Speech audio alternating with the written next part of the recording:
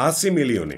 აი დაახლოებით რა რაოდენობის ადამიანია გარდაცვლილი მე-20 საუკუნის განმავლობაში მიმდინარე ომებში ჯამში, მაგრამ ამავე რაოდენობას, ანუ 100 მილიონ ადამიანს იმსხვერპლებს აი ეს. დღის განმავლობაში მსოფლიო მასშტაბით დაახლოებით 11 მილიონი კოლოფი სიგარეტი იყიდება და ჯამში დედამიწის მოსახლეობის თითქმის 1/6, ანუ 1.3 მილიარდი ადამიანი ეწევა სიგარეტს. აი, საქართველოში კი 2021 წლის მონაცემებით ზრდასრული ადამიანების 27.2% ეწევა, რაც ნიშნავს იმას, რომ ყოველი მეოთხე ქართველი წეველია. მოდი წინასწარ გეტყვით იმას, რომ სიგარეტი კლავს, იწვევს ფილტვების კიბოს, იმპოტენციას და არა მხოლოდ მას. მაგრამ ამას მაინც და მაინც დიდად მნიშვნელობა არ ექნება. იმიტომ რომ ადამიანები ამ გაფრთხილებების მიუხედავად მაინც აგრძელებენ თამბაქოს მოხმარებას. ამ ყველაფრის მიზეზი კი ის არის, რომ თამბაქოს მწარმოებელი კომპანიები თავიანთ რეკლამებში გვიმტკიცებენ იმას, რომ თამბაქოს მოწევა არის მოდური, ძალიან მაგარ ტიპობასთან ასოცირდება და უფრო მეტიც, წლების წინ სიგარეტის მწარმოებელი კომპანიები გვიმტკიცებდნენ იმას, რომ თამბაქოს მოწევა არის უვნებელი. დღევანდელ ვიდეოში ვისაუბრებ იმაზე, თუ როგორ მოახერხეს და როგორ შესვეს თამბაქოს მწარმოებელმა კომპანიებმა ადამიანები ერთ-ერთ ყველაზე მავნე ჩვევაზე. გარდა ამისა ვისაუბრებ იმაზე, თუ რატომ არ დასრულდება დიდი ალბათობით სიგარეტის დომინაცია. მოკლედ, თუ მოგეწონებათ ვიდეო, გამოიწერეთ არხი და გარდა ამისა გააზიარეთ იგი სოციალურ ქსელებში. დავიწყოთ. გაიცანით, ეს კოვბოი Marlboroა. უпроსწორად კი მსახიობი ვეინ მაკლარენი, რომელიც 1976 წელს ითამაშებს ბრუტალური მამაკაცის როლს სიგარეტის რეკლამაში. 15 წლის შემდეგ კი, როცა მას საოპერაციო მაგიდაზე ერთ ფილტრს მოაჭრიან იმის გამო, რომ კიბო ჰქონდა, ვეინ მაკლარენი გარდაიცვლება. მაკლარენი იდეალური მაგალითია იმის, თუ რითი არიან დაკავებულები თამბაქოს მწარმოებელი კომპანიები და ახლოვე აგიხსნით, რას გულისხმობ. სიგარეტი თავის მხრივ შეიცავს გამშრალ თამბაქოს ფოთლებს, გარდა ამისა ფილტრს და იმ ქაღალდს, რომელშიც იგი თავად არის შეხვეული. შესაბამისად ის თუ რომელი მარკის, ანუ რომელი ბრენდის სიგარეტს მოწევთ, მაინც და მაინც დიდად მნიშვნელოვანი არ არის. სწორედ აქედან გამომდინარე, თამბაქოს მწარმოებელი კომპანიები ყიდიან არა უბრალოდ გამშრალ თუთუნს, არამედ ბრენდს, ხასიათს, განწყობას, დამოკიდებულებას თქვენი პერსონის მიმართ და ასე შემდეგ. რეკლამირებისას ისინი ყოველ ჯერზე იგონებენ ახალ პერსონას, რომელიც იმდენად ქარიზმატული იქნება, რომ გამოუცდილ არამწეվել ადამიანს გაუჩნდეს იმის სურვილი, რომ დაემსგავსოს აი ამ ქარიზმატულ პერსონაჟს და დაიწყოს სიგარეტის მოწევა. თავადაც დარწმუნდით, Marlboro, რომელსაც ვეინ მაკლარენი არეკლამებდა, მსოფლიოში ყველაზე გაყიდვადი სიგარეტის ბრენდია. კომპანია Marlboro სიგარეტის მწარმოებლებს შორის ყველაზე ძვირადღირებულია. ამერიკის შეერთებულ შტატებში სიგარეტის ამ ბრენდს მომხმარებელთა 42.3% ირჩევს. მაგრამ 50-იან წლებში, ანუ კოვბოი Marlboro-ს რეკლამამდე, ამ ბრენდის შესახებ ფაქტობრივად არავის სმენია. მისი მომხმარებლების რაოდენობა მწეველთა 1% შეადგენდა. იმიტომ რომ იგი პოზიციონირებდა როგორც ქალებისთვის განკუთვნილი ფილტრიანი სიგარეტი. და ხომ, Marlboro-ს კომპანია ფილტრს წითლად მხოლოდ და მხოლოდ იმიტომ ღებავს, რომ მას პომადის კვალი არ დაიმჩნეს.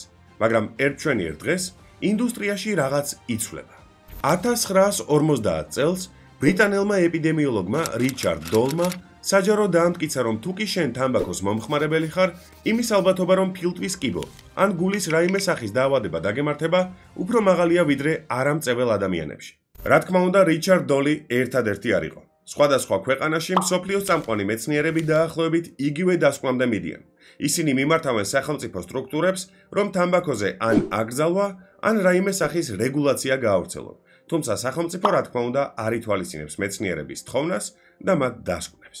ალბათ ფიქრობთ, რომ მარკეტოლოგებმა დაიწყეს მეცნიერების მიერ ნათქვამი წინადადებების უგულვებელყოფა და იმის მტკიცება, რომ ისინი ცდებიან. არა.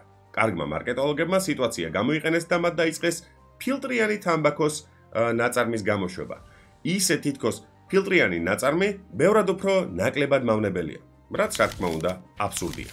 ამავე პერიოდში კომპანია Marlboro-ს პატარა პრობლემები აქვს. იმიტომ რომ როგორც უკვე მანამდე გითხარით, Marlboro-ს მომხმარებელთა უმეტესობა იყო ქალი.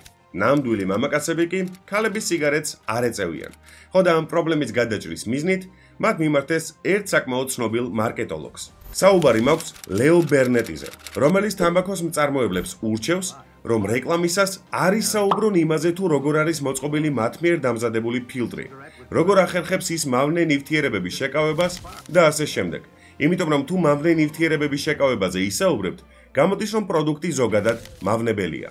ამის მაგივრად ლეო ბერნეტიმ კომპანია Marlboro შესთავაზა, რომ თავის სარეკლამო ბანერებზე გამოეყენებინა ბრუტალური მამაკაცი.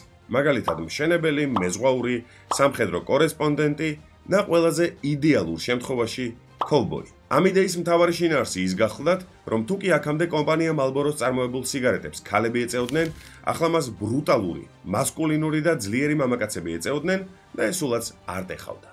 ყველაფერი გენიალური მარტივია. ძლიერმა, დაკუნთულმა და სიმპათიურმა მამაკაცებმა მომხმარებლებზე იმაზე მეტი გავლენა იქონიეს, ვიდრე ასობით მეცნიერის მიერ შესწავლილმა და დამზადებულმა სიგარეტის ფილტრმა, რომელიც ახერხებს და აკავებს მავნე ნივთიერებებს. და თუ ფიქრობთ, რომ კოვბოები, მშენებლები, მეზღვაურები და სამხედრო კორესპონდენტები უბრალოდ წარსულის ამბავია, არა, რა თქმა უნდა ცდებით.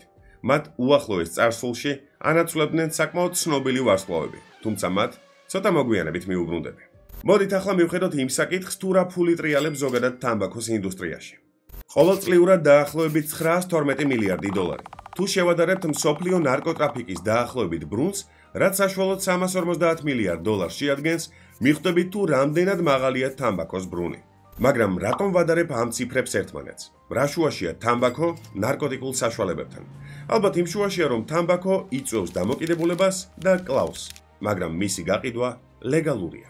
თუმცა ეს ყოველთვის ასე არ იყო. აი მაგალითისთვის ეკატერინე მედიჩი იყო საფრანგეთის დედოფალი, რომელიც საფუძველს ჩაუყრის იმ ამბავს, რომ აქამდე აკრძალული და არალეგალური ნივთიერება სიგარეტი ლეგალური გახდება. მიზეზი მარტივია. ის თავად მოიხმარდა თამბაქოს ნაწარმს. მაგრამ აქ ხაზგასასმელი კიდევ ერთი რამ არის.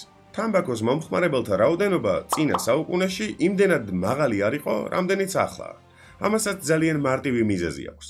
თამბაქოს ნაწარმი იაფი არ ღირდა. ამას გარდა სიგარეტს ხელით ახვევდნენ. ყველაფერი კი მაშინ შეიცვალა, როცა 1891 წელს აი ეს რაღაც გამოიგონეს. ამ აპარატს შეეძლო 200 ღერი სიგარეტის შეხვევა ერთ წუთში. მაშინ როცა ადამიანები ერთ წუთში დაახლოებით 4 ღერ სიგარეტს ახვევდნენ. აი თავად შეადარეთ. 12 საათიან სმენაში ერთ ადამიანს შეეძლო დაახლოებით 2500 ღერის სიგარეტის შეხვევა. აი მოწყობილობას კი დაახლოებით 154,000-ის. შესაბამისად შეგვიძლია ვთქვათ, რომ თამბაქოს წარმოება დაახლოებით 60-ჯერ გაიზარდა და წარმოების გაზრდასთან ერთად, რა თქმა უნდა, მისი ფასი გაიაფდა. და გაიაფებას ბუნებრივია მოყვა მომხმარებელთა ზრდა. მომხმარებელთა ზრდას კომპანიის ბრუნვის ზრდა და ბრუნვის ზრდას შესაბამისად სახელმწიფო ხაზინაში გადასახადების რაოდენობის ზრდა მოყვა. და რა ხდება ამ პერიოდში? ახლავე მარტივად აგიხსნით. 1891 წელს მსოფლიოში ყოველწლიურად დაახლოებით 6 მილიარდ ღერ სიგარეტს აწარმოებენ. 1913 წელს 44-ჯერ მეტს. მე-20 საუკუნის ბოლოს კი სიგარეტის წარმოება 1000-ჯერ გაიზრდება. რა თქმა უნდა, ტემპები ისეთივე არ არის, როგორც ნავთობის შემთხვევაში. თუმცა სიგარეტსაც და ნავთობსაც ერთი საერთო რამ აქვს. მისი მომხმარებელთა რაოდენობის ზრდაზე საკმაოდ დიდ გავლენას იქონიებს ომი. აი ნახეთ, ეს პირველი მსოფლიო ომის დროს გადაღებული ფოტოა. ესეც, მსგავს ფოტოებს არაერთს წააწყდებით. თამბაქოს მწარმოებელი კომპანიები მსოფლიოში არსებულ ვითარებას რა თქმა უნდა კარგად იყენებენ მარკეტინგული მიზნებისთვის. ისინი ომში ჯარისკაცებს სრულიად უფასოდ და უსასყიდლოდ უგზავნიან სიგარეტს. აი თავად ნახეთ, რას წერდა ერიხ მარია რემარკი თავის წიგნში. თითო ჯარისკაცს უწევს 10 სიგარა, 20 სიგარეტი და 2 ფილა საღეჭი თუთუნი. მოკლედ, ცუდი ნამდვილად არაა. ჯარისკაცები სარეკლამო ბანერებზე ჩნდებიან, რადგან ისინი რა თქმა უნდა მხოლოდ დადებითი ტიპები არიან. მოდით გულწრფელად გეტყვით, მაინც და მაინც ასე თავდაჯერებულად ვერ ვიტყვი იმ ამბავს, რომ თამბაქოს მწარმოებელი კომპანიები თავიანთ ნაწარმს ფრონტის ხაზზე იმიტომ აგზავნიდნენ, რომ როცა ომი დასრულდებოდა, ჯარისკაცები დაბრუნდებოდნენ თავიანთ სახლებში და სიგარეტის მოწევას გააგრძელებდნენ თქო, მაგრამ სადღაც რაღაც მომენტში ლოგიკური დასკვნის გამოტანა საკმაოდ მარტივია. მე-20 საუკუნის დასაწყისში ამერიკის შეერთებულ შტატებში სიგარეტს მოსახლეობის მხოლოდ 6% მოიხმარს. 60 წლის შემდეგ კი თითქმის მოსახლეობის ნახევარი. მეცნიერები ამ ყველაფერს თამბაქოს ეპიდემიას დაარქმევენ. მაგრამ როგორ მოხდა ეს ყველაფერი?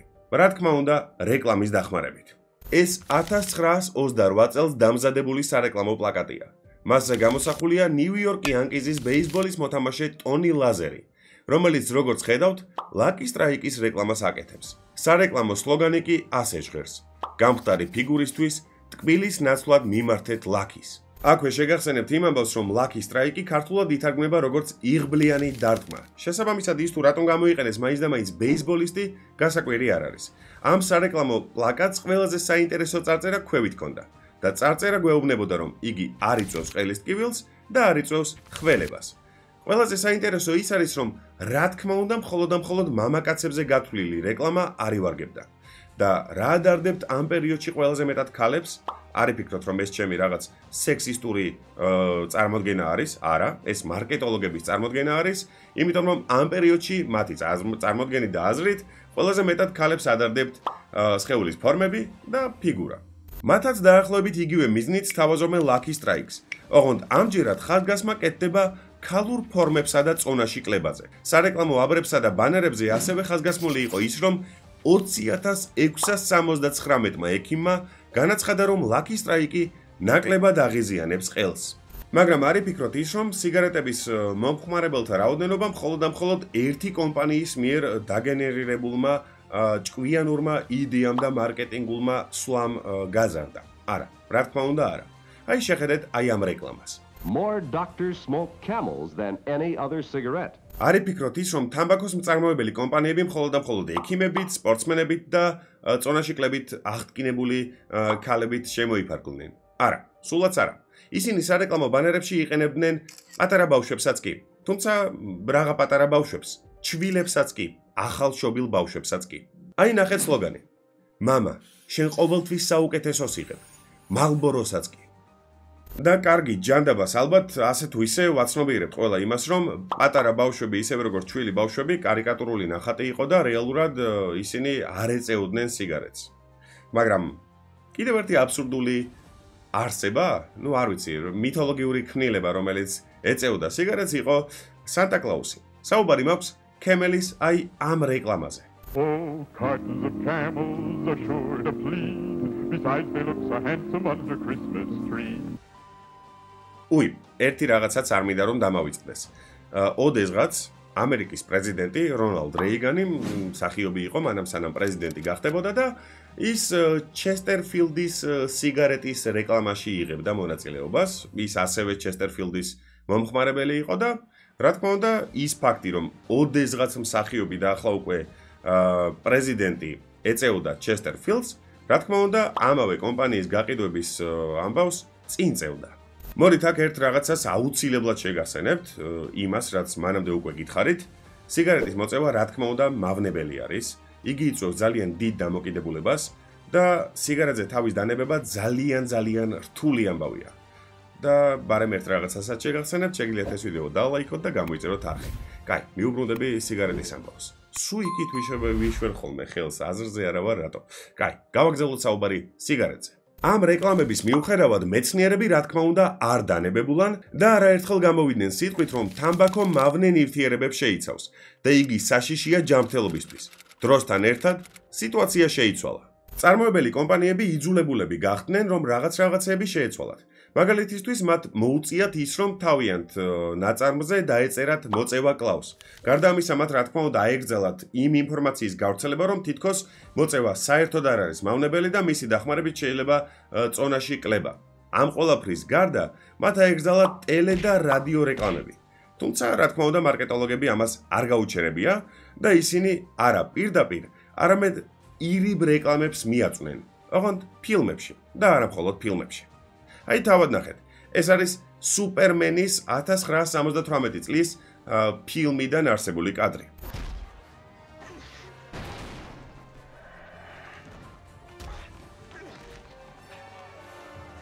აი ეს კი მიხეილ შუმახერია. და ერთი შეხედვით უკ იმას დააკვირდებით, ვერც კი გააცნობიერებთ რეალურად ფორმულა 1-ში ის ფერარის სახელით გამოდის თუ Marlboro-s სახელით. მოკლედ, როგორც უკვე მანამდე გითხარით, თამბაქოს წარმოებელმა კომპანიებმა ირიბ რეკლამაში დაიწყეს ფულის ჩაყრა. Marlboro-s ბრენდი ფორმულა 1-ის გუნდს 14 წელი ასპონსორებდა. წელიწადში ისინი იტალიურ გუნდს $100 მილიონ უხდიან, საიდანაც 20 მილიონი კონკრეტულად მიხეილ შუმახერის წილია. გერმანელი ბოლიდი ამ დროის განმავლობაში 7-ჯერ გაიმარჯვებს და გახდება მსოფლიოში ერთ-ერთი ყველაზე ცნობილი ფორმულა 1-ის მრბოლელი. მისი გვარი კი სიჩქარის სინონიმი გახდება. ამ სარეკლამო კამპანიამ ბრენდის გაყიდვების რაოდენობა გააორმაგა თუკი კამპანიის დასაწყისში მათი გაყიდვების რაოდენობა 163 მილიარდი იყო წლიურად, ახლა ისინი 301 მილიარდ დოლარს შეულობდნენ. და ალბათ ხვდებით ის, რომ 100 მილიონიანი ხარჯი მაშინ, როდესაც 301 მილიარდ დოლარზეა საუბარი, მართლაც რომ ხურდებია. მოკლედ შეიძლება ითქვას, რომ აკრძალვებმა, ანუ სატელევიზიო და რადიო რეკლამების აკრძალვებმა, მარკეტოლოგებს და რეკლამის შემქმნელებს ახალი თვალსაჩინო გაუხსნა. ყველაფერი შეიცვლება მაშინ, როცა ჯეფრი ვიგანი გამოჩნდება ასპარეზზე. იგი საკმაოდ დიდ თამბაქოს კომპანიაში მუშაობს, რომელსაც Brown and Williamson ჰქვია. 1995 წელს ის წამოვა სამსახურიდან და ერთ-ერთ ინტერვიუში საჯაროდ იტყვის, რომ წარმოებელი კომპანია თავად არეგულირებს ნიკოტინის დოზას, თუმცა ამას გარდა ამატებს ნაწარმში ამიაკს, ქიმიურ ნივთიერებას, რომელიც უფრო მეტ დამოკიდებულებას იწვევს, ვიდრე ნიკოტინი. ამის შემდეგ კი იწყება რაღაც სიგიჟე. მომხმარებლები უჩივიან თამბაქოს მწარმოებელ კომპანიებს და ხშირ შემთხვევაში მათ სასამართლოებსაც უგებენ. აი მოგებულ სასამართლოებში კი ისინი კოსმიურ თანხებს შეულობენ. საუბარი ასობით მილიონ დოლარზე მაქვს. მაგალითისთვის მაიოლა ვილიამსმა კომპანია Philip Morris 155 მილიონი დოლარი მოუგო სასამართლოში. მისმა ადვოკატებმა დაამტკიცეს, რომ ვილიამსის ქმარის კიბოთი გარდაცვალების მიზეზი სწორედ კომპანიის მიერ ჩაშვებული რეკლამა იყო, რომელშიც მწარმოებელი სიგარეტის უსაფრთხოებას უსვამდა ხაზს. მაგრამ საქმე თანხაში სულაც არ არის, იმიტომ რომ თანხა რეალურად კომპანია Marlboro-თვის არანაირ პრობლემას არ წარმოადგენდა. 155 მილიონი დოლარი დაახლოებით უდრიდა წელიწად ნახევრიან კონტრაქტს მიხეილ შუმახერთან. პრობლემა მაშინ დაიწყო, როდესაც ტელევიზიებმა და რადიოებმა დაიწყეს ამ სასამართლოების გაშუქება და საუბარი იმაზე, რომ კომპანიები რო რამე ასობით მილიონ დოლარს იხდიან, თუ კი ნამდვილად დაზარალებულები ხართ. ხო და შესაბამისად, მოსახლეობა რა თქმა უნდა პროტესტს აცხადებდა სახელმწიფოს მიმართ პირველ რიგში, იმიტომ რომ ისინი გაღიზიანებულები იყვნენ, რას ქვია ჩვენ თან თამბაქოს მომხმარებლები ვართ, ამაში ფულს ვიხდით, ეს კომპანიები თან გვწამლავენ და თან პლუს ამასთან ერთად გვატყუებენო. ხო და შესაბამისად, ამან ძალიან დიდი პრობლემები გაუჩინა არა მარტო თამბაქოს მწარმოებელ კომპანიებს, არამედ სახელმწიფოსაც. იმიტომ რომ თუკი დააკვირდებით იმას, თუ როგორ გამოიყურებოდა თამბაქოს ნაწარმი, ანუ სიგარეტის კოლოფი მე-20 საუკუნის დასაწყისში და მე-20 საუკუნის ბოლოს, თავადაც მიხვდებით იმას, თუ რამდენად დიდი ცვლილებები მოუწია თამბაქოს მწარმოებელ კომპანიებს. მოდი შორს რომ არ წავიდეთ, აი დაახლოებით როგორ გამოიყურება სიგარეტის კოლოფი საქართველოში. და თქვენ რო არა აი აქ არსებული წარწერა, მე რომ აი ასე დავფარო, ვერც კი მიხვდებით რომელი კომპანიის ნაწარმზე მაქვს ახლა ამ წამს საუბარი. მოკლედ, როგორც უკვე ხვდებით, თამბაქოს ებრძვიან, მაგრამ მარცხდება თუ არა თამბაქო? რა თქმა უნდა არა. როგორც უკვე მიხვდით, თამბაქოს მწარმოებელი კომპანიებისთვის არ არის მნიშვნელოვანი პირდაპირი რეკლამა. ნუ, რა თქმა უნდა, მასაც რაღაც თავისი როლი აქვს, მაგრამ მათთვის ბევრად უფრო მნიშვნელოვანი ის არის, რომ ახალგაზრდა თაობისთვის შექმნან რაღაცა როლური მოდელი. მაგალითად, ისეთი როგორც იყო კოვბოი Marlboro. და ისინი ყველაფერს აკეთებენ საამისოდ. რა თქმა უნდა, დღესაც. მოდით ავიღოთ მსოფლიოში ყველაზე დიდი თამბაქოს მწარმოებელი კომპანია, Philip Morris, რომელიც აწარმოებს სიგარეტ Marlboro-ს და არა მხოლოდ მას. 2012 წლიდან კომპანიის შემოსავალი იკლებს, თუმცა 2017 წელს ის უბრუნდება ძველი შემოსავლის მაჩვენებელს და უფრო მეტიც, მატებასაც იწყებს. ალბათ ხვდებით, რომ ამ წელს რაღაც ახალი მოხდა. არა? რა თქმა უნდა, კი. იმიტომ რომ ამ პერიოდში კომპანია Philip Morris, რომელიც შეგახსენებთ, აწარმოებს Marlboro სიგარეტს, გამოიგონებს ახალ მოწყობილობას, რომელსაც დაარქმევს IQOS, I Quit Original Smokes. და ხო, ბევრმა თქვენგანმა არ იცის, რომ IQOS-იც იმდენადვე მავნებელია, როგორც სიგარეტი. და ის იგივე კომპანიის მიერ არის ნაწარმოები, რომელი კომპანიაც აწარმოებს Marlboro სიგარეტს. IQOS-ის რეკლამირება ახლა უკვე შესაძლებელია, რადგან ის პირდაპირ თამბაქოს ნაწარმად არ ითვლება. ეს არის მოწყობილობა, რომელიც იტენება და არა თავად ნაწარმი. ნაწარმს მომხმარებლები თავად ყიდულობენ. ძალიან მოკლედ რომ აგიხსნათ, ახლა უკვე სიგარეტის მწარმოებელი კომპანია არაუშუალოდ სიგარეტს, არამედ იმ მოწყობილობას აპიარებს და არეკლამებს, რომლის დახმარებითაც სიგარეტის მოწევა არის შესაძლებელი. იმიტომ რომ ეს როგორც ასეთი ლეგალურია და ჩვეულებრივად არის შესაძლებელი. ანუ კანონს საწინააღმდეგო იმის პიარში, რისი დახმარებითაც შეგიძლიათ სიგარეტის არა სტიკის მოწევა, ჩვეულებრივად ლეგალურია. მოდით ახლა გადავხედოთ ციფრებს. კომპანია Philip Morris-ის 2022 წლის სრული შემოსავლის 32% სწორედ ჰიცის გაყიდვებმა შეადგინა. მიზეზი ამ შემთხვევაში ძალიან მარტივია. ერთი ასეთი სტიკის რენტაბელურობა 1.5-ჯერ აღემატება სიგარეტისას. ასე რომ ის ფაქტი, რომ აიქოსმა კომპანიის შემოსავლის ამხელა პროცენტი შეადგინა, გასაკვირისულაც არაა. მოდით მიუბრუნდეთ სიგარეტი Marlboro-ს ყველაზე ცნობილ სახეს, Cowboy Marlboro-ს, რომელიც შეგახსენებთ, რომ ფილტვის კიბოთი გარდაიცვალა. მისმა ძმამაც ასევე მიიღო მონაწილეობა რეკლამაში, ოღონდ ეს იყო ანტი-თამბაქოს რეკლამა. ეს იყო რეკლამა, რომელიც ებრძოდა სიგარეტის კომპანიებს. The tobacco industry used my brother in ads to create an image that smoking makes you independent. Don't believe it. Lying there with all those tubes in you. How independent can you really be? თამბაქოს კომპანიები 10 წლეულებია ერთსა და იმავე ხრიგს იყენებენ. ისინი უბრალოდ ცვლიან დეკორაციებს და მთავარ მოქმედ გმირებს. ჩვენ კი ყოველ ჯერზე ვებმევით მახეში. მოკლედ, მე კი უკვე გითხარით ის, რომ სიგარეტის მოწევა მავნებელია, თუმცა გულწრფელად გეტყვით, მე თავადაც ვარ სიგარეტის მომხმარებელი სამწუხაროდ, შეგახსენებთ კიდევ ერთხელ იმას, რომ შეგიძლიათ გამოიწეროთ არხი და თუ კი თვლით, რომ ეს ვიდეო თქვენთვის საინტერესო იყო, დალაიქეთ იგი, გამოიწერეთ არხი და გარდა ამისა, გააზიარეთ ეს ვიდეო სოციალურ ქსელებში. მე კი უბრალოდ დაგემშვიდობებით. დროებით.